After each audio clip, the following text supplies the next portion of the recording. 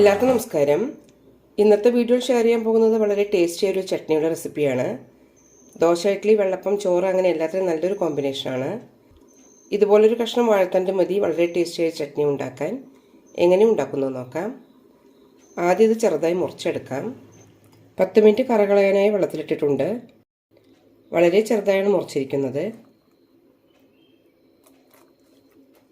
പപ്പടക്കോലിൻ്റെ back ഭാഗം കൊണ്ട് നമുക്കിതേപോലെ നാരുകളെടുക്കാം. ഞാൻ ചുറ്റിക്കൊടുത്താൽ മതി.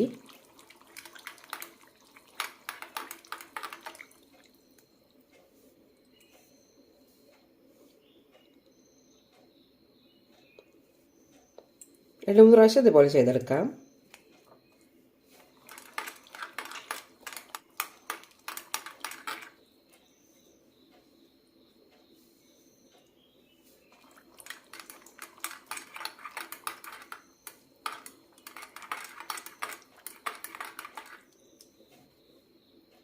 ഇത്രയും മതി.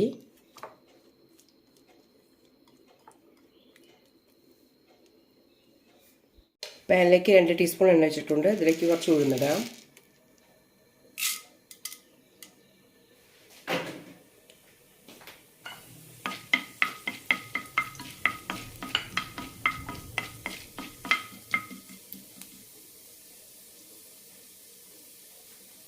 ഇനി ഇതിലേക്ക് സവാള, കുറച്ച് കറിവേപ്പില, നന്നായി വഴറ്റിയെടുക്കാം.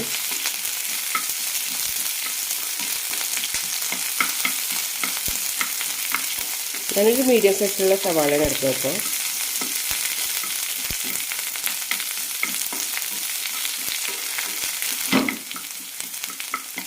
ട്രാൻസ്പാരൻ്റ് ആകുന്ന വരെ വഴറ്റിയെടുക്കാം.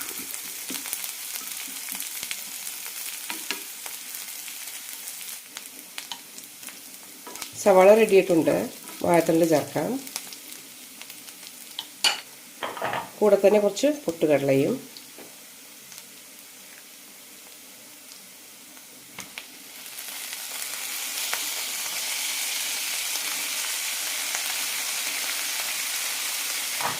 നന്നായി വഴറ്റിയെടുക്കാം.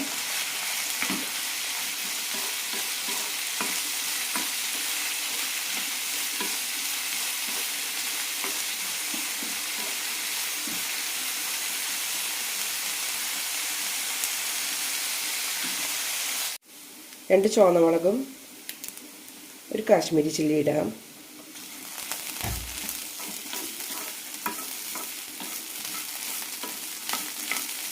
മൂന്നാല് മിനിറ്റ് നന്നായി വഴറ്റി കൊടുക്കണം.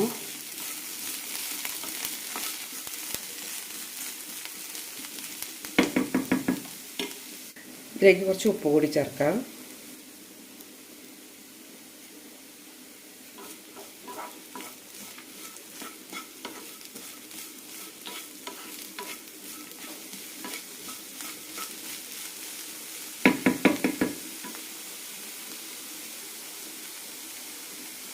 വേവാൻ തുടങ്ങിയിട്ടുണ്ട്. 1 മിനിറ്റ് കൂടി നന്നായി വഴറ്റിയെടുക്കാം.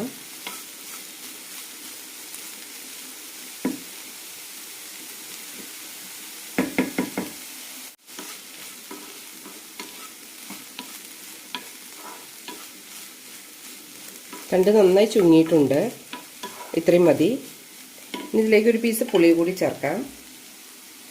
പുളിക്ക് പകരം വേണമെങ്കിൽ തക്കാളിയും ചേർക്കാം. നന്നായി വഴറ്റാം. ഒരു ചെറിയ പീസ് ഇട്ടിട്ടുള്ളൂ. ഇനി ഫ്ലെയിം ഓഫ് ചെയ്യാം. തണുത്തതിന് ശേഷം അരച്ചെടുക്കാം.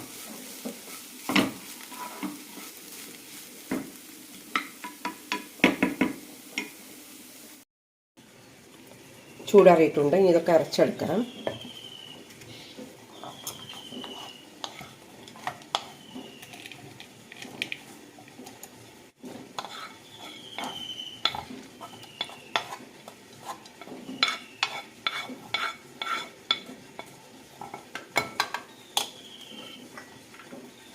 ഇതിലേക്ക് ഒരു അരക്കപ്പ് തേങ്ങ ഇടുന്നുണ്ട്.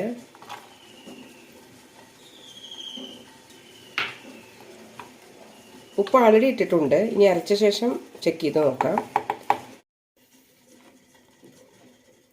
ചെറിയ തരികളോടുകൂടിയാണ് അരച്ചെടുത്തത്. ഇതൊരു ബൗളിലേക്ക് മാറ്റാം.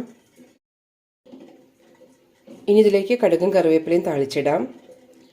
അതില്ലാതെ ഇതേപോലെയും സെർവ് ചെയ്യാം. രണ്ടും രുചികരമാണ്.